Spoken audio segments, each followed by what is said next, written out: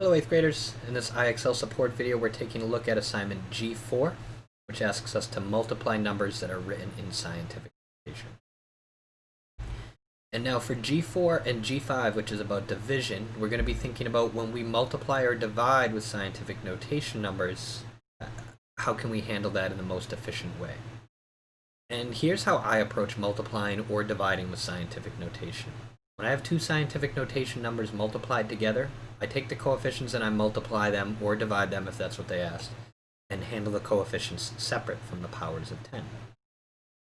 And then for the powers of 10, if we have two scientific notation numbers with powers of 10 being multiplied together, you could use the exponent rules. If I multiply two of the same base terms together, or two powers of 10 together, all I need to do is add the exponents up and keep that base 10 the same.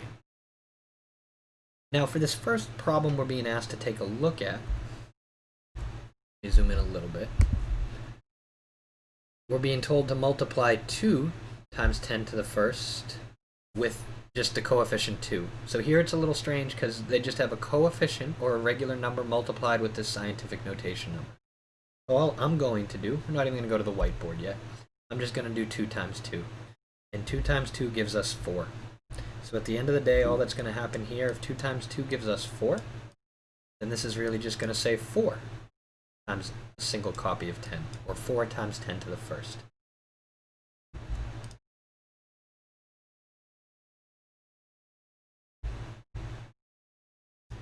And we see for the next one, and it looks like in the beginning here, to keep it simple, they don't give you two scientific notation numbers, they give you a regular standard form integer, and they have you multiply it with a scientific notation. And in those cases, all you're going to do is take that integer, that 5, and multiply it with the coefficient. 5 times 1 gives us 5. So in this case, we're just going to have 5 times 10 to the power of 5. And you see their buttons there help you show that do not use the X for multiply here. Scientific notation likes to use that symbol that looks like an X. But please do not use the X on your keyboard. IXL will mark that wrong. You need to use the time symbol. Or, if you prefer, you could just do Shift 8 and the computer should recognize that as meaning multiply as well. But I think if you write 5x 10 to the 5th power, they don't think the x is multiplied, they'll mark you wrong. Now here's our first example, and I'm going to go ahead and write this one out on my whiteboard now, of two scientific notation numbers multiplied together. 3 times 10 to the 5th is going to be multiplied with 1 times 10 to the 3rd. And when I have to multiply two scientific notation numbers, keep it really simple. You're going to take the two coefficients and multiply them together. 3 times 1 gives us 3. And then you're going to take the powers of 10, in this case 10 to the 5th times 10 to the 3rd, and you're going to multiply the powers of 10 together. But remember, when we multiply the same base together, we're not going to do 10 times 10. We're going to keep that base the same, and we're going to add the exponents. So when I do 10 to the 5th times 10 to the 3rd, I'm really getting 10 to the 8th power. We have 5 tens multiplied with 3 more tens. So we have a total of 8 of them. So in this case, if 3 times 1 gave us 3, and 10 to the 5th times 10 to the 3rd gives us 10 to the 8th, our final answer is just going to be 3 times 10 to the 8th. Again, multiplication usually complicated, but actually easier than the addition or subtraction with scientific notation. If you have two scientific notation numbers multiplied, it's straightforward. Multiply the coefficients together. In this case, I'm going to do 9 times 1 together, and that's going to give me 9. And then we're also going to multiply the powers of 10 together. In this case, we have 10 to the 5th times 10 squared, which would give us 10 to the power of 7, or a total of 7 copies of 10. So at the end of the day, this is going to give us 9 times 7 copies of 10, or 9 times 10 to the power of 7. And again, I got there by simply multiplying the two coefficients together to get the 9. And then I multiplied the base 10s together, but to do that, I keep the same base, the 10. And then I just use the exponents to add them together. If I have 5 tens times 2 more tens, in total we have 7 of those 10. Now, at this point, we think you're in good shape. to handle this stuff. I'm going to skip ahead and look at a few more difficult problems here in the challenge zone, or closer to the challenge zone. But at the end of the day, you think you're ready to do a lot of these. Alright, so our next one says 4 times 2 times 10 to the power 0. And 10 to the power 0 is actually going to be 1, but they asked us to write in scientific notation. So I'm going to follow them very specifically. I would not normally write 10 to the power 0, because that equals 1. Anything to the power 0 equals 1. Because they've asked for scientific notation, I'm going to write it that way here, because I don't think they would mark 8 as correct. Now we start to get into a few more difficult ones. We're going to take a look at this one. And the way the multiplication ones become difficult is that they give you answers that are not going to be in scientific notation. In this case, we have 60 multiplied with a scientific notation number, and that scientific notation number is 1 times 10 to the negative 4th. I'm going to multiply the coefficients together. 60 times 1 gives me 60, and I still have 10 to the power of negative 4 multiplied with that 60. In other words, that 60 is going to be divided by a 10 for it. Now the issue, we see none of these answers say 60 times 10 to the negative 4th. You see they all have the coefficient being 6, and that's because this 60 is too large. For scientific notation, the coefficient needs to be less than 10. So I'm going to switch this to 6.0. That's really what 6 is. They put the decimal there. And if I'm making 60 smaller by a factor of 10, we went from 60 to 6, we got 10 times smaller, then I need an extra power of 10 here. I'm going to add a power of 10. Negative 4 plus 1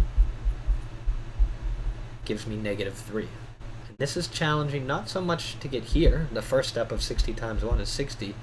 These problems start to get difficult in converting non-scientific notation numbers into their scientific notation form. And again, 60 went down to 6.0. We borrowed a power of 10. We took it away from there, or divided by 10.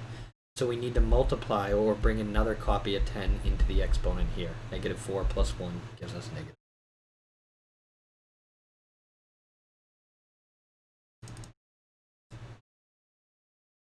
And we're going to show a couple more difficult ones again. We believe you have everything you need to do these assignments. They do get tougher towards the end. Here's another example.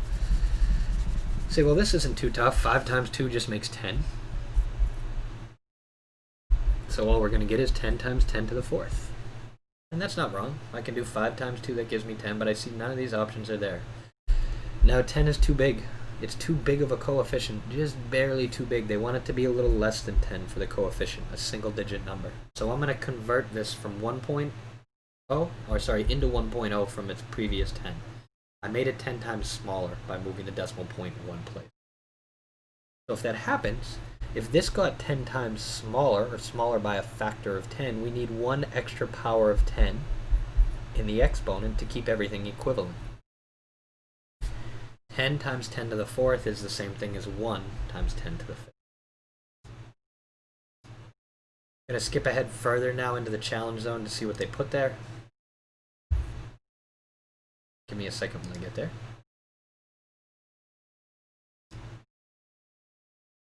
Not the challenge zone yet, but we might pause at 81. Go right into the challenge. Alright, so these should be more difficult. Building on this multiplication with scientific notation idea, and they definitely are. Alright, so here they have 0.05 times 1 times 10 to the negative 14th. So I know when I multiply by 1, that's not going to change anything. So this is really 0.05 times 1 is still 0.05.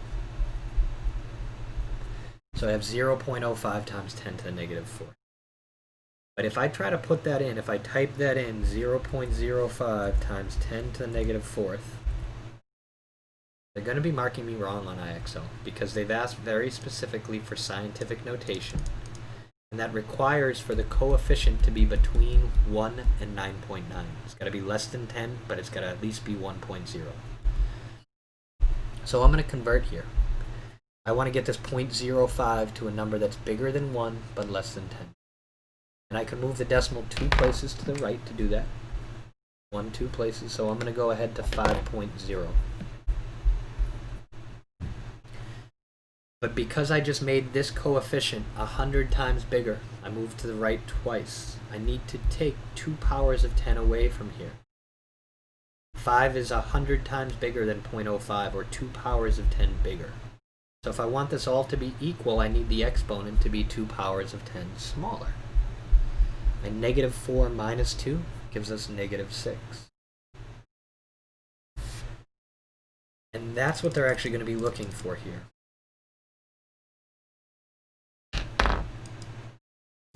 Not really letting me enter the answer for some reason. I'll try one more time.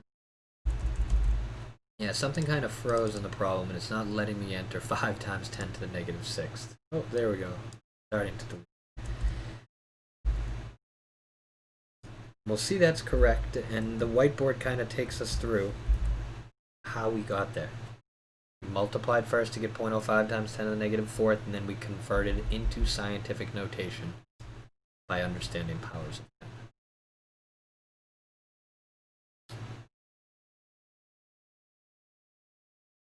And you can also see that my old eyes did not zoom in enough, and this was not to the power of negative 4.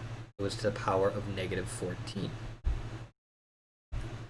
So as we look in their explanation, we can see 0.05 goes to 5, and they do know they got to take 2 powers of 10 away, but my huge mistake, if you look on my whiteboard, was not seeing that this was a negative 14 rather than a negative 4, which means we're going to go down to a negative 16. Always good to see mistakes. Alright, now here's another one, a little bit different than that one. The difficulty here comes from having to first actually do out that scientific notation multiply rule. I'm going to do the 8 times 5, the 2 coefficients together, and that's going to give me 40. I'm going to zoom in on my screen to make sure I'm reading these exponents correctly this time. Zoomed in now, I can see that's definitely a negative 7 for the first power of 10, a positive 9 for the next one. So when I do 10 to the negative 7th times 10 to the positive 9th, I'm going to just add those exponents together, and I'm going to get 10 squared. 9 minus 7, or 9 plus a negative 7, gives us 2. So here, when I multiply, I'm going to get 40 times 10 squared. And this is still difficult because not only did I have to now multiply the coefficients and the powers of 10 together and use that addition rule when we had the same base multiplied, I don't have a number that's in scientific notation. The coefficient, the 40, is too large. So I'm going to convert that into 4.0. I'm going to move 1 decimal point to the left to 4.0. And because the coefficient just got 10 times smaller, I divided by a factor of 10. The exponent, the power of 10, needs to get larger by 1 power of 10 to keep everything equivalent.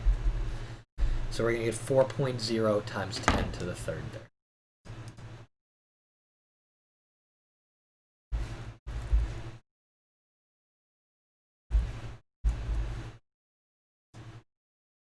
And we're going to show one more example because these are definitely difficult for G4 towards the end. We're going to jump into the challenge zone for that. But again, we think you are good with what you need and could be doing IXL on your own, just showing a couple more difficult ones here.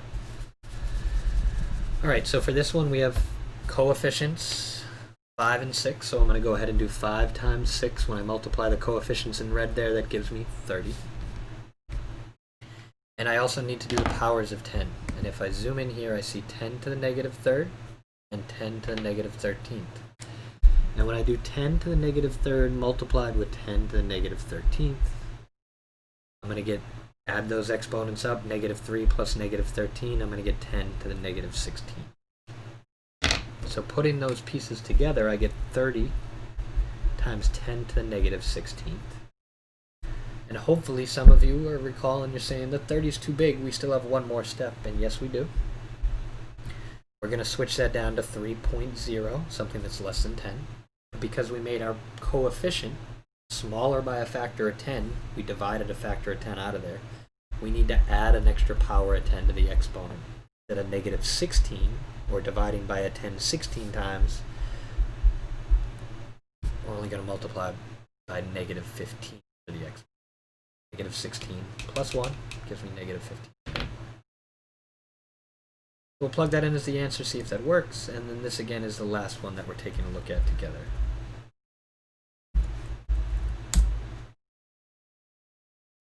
Alright, again, this stuff gets challenging, especially towards the end when they make you start converting numbers like this into a scientific notation number after using your multiplication rules. So feel free to send me an email if you've got any questions. My email address as usual, ddoherty3@bostonpublicschools.org. Thank you for watching to the end of the video.